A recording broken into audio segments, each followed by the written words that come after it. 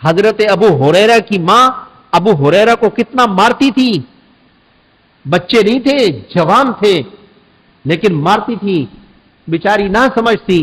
کیوں مارتی تھی؟ کہ تو نے دین بدل دیا ہے، تو نے اپنا دین چھوڑ دیا ہے، تو نئے دین میں چلا گیا ہے، چھوڑ اس دین کو.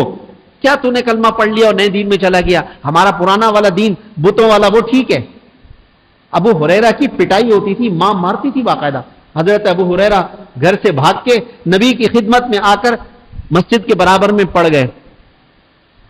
مسجد میں آ کے اور آ کے آپ صلی اللہ تعالی وسلم کو کہتے تھے کہ گھر جاتا ہوں امی مارتی ہے، امی مارتی ہے.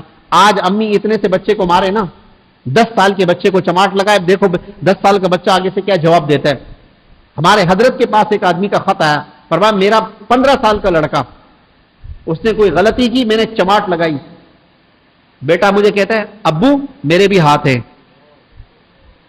کہا میرے بیٹے کے اس جملے نے میرے دل کو چیر کے رکھ دیا، کاٹ کے رکھ دیا. کہ حضرت میرے ہاتھ پاؤں کانپنے لگ گئے کہ یہ بیٹا، اس نے آگے سے یہ کیا بول دیا. کہا کہ اس وقت سے میرے ہاتھ پاؤں کانپ رہے ہیں. اس بیٹے کے لیے میں نے کیا کچھ نہیں کیا.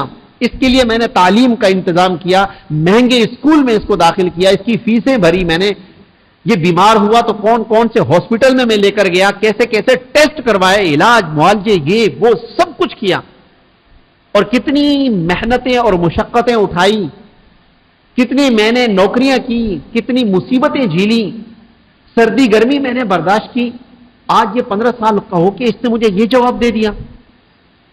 حضرت میرا تو دل ٹکڑے ٹکڑے ہو گیا.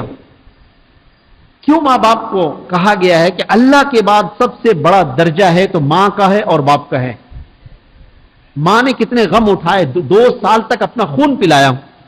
یہ دودھ کیا ہوتا ہے؟ خون تو ہوتا ہے. بچہ روتا ہے تو بچے کے رونے کی برکت سے اللہ تعالیٰ اس لال لال خون کو سفید سفید دودھ میں تبدیل کر دیتے ہیں. اللہ تعالیٰ نے کیا انتظام کیا. 9 مہینے پیٹ میں پال کے رکھا، 2 سال اپنی چھاتی سے لگا کے رکھا.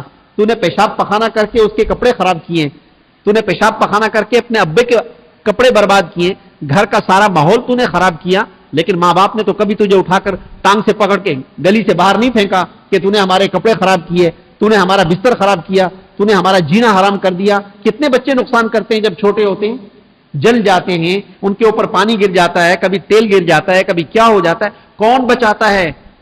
ماں ہی تو ہوتی ہے. ہر وقت اس کا دھیان بچے کی طرف ہوتا ہے. واش روم میں ہے جب بھی اس کا دھیان بچے کی طرف ہے، کھانا پکا رہی ہے جب بھی اس کا دھیان بچے کی طرف ہے کہ بچہ کہیں گر نہ جائے، بچہ کہیں کوئی چیز اٹھا نہ لے.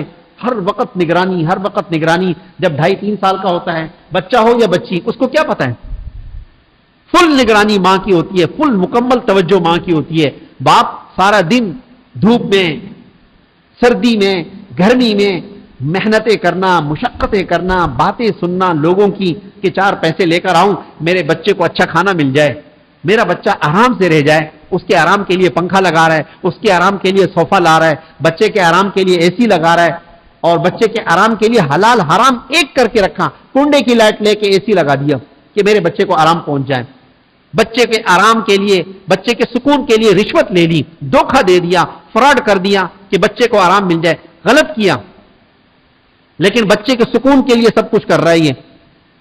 اور وہی بچہ جب بڑا ہو گیا، اب اس نے آنکھیں دکھانی شروع کر دی. ماحول، ہم نے کیا ماحول دیا بچے کو؟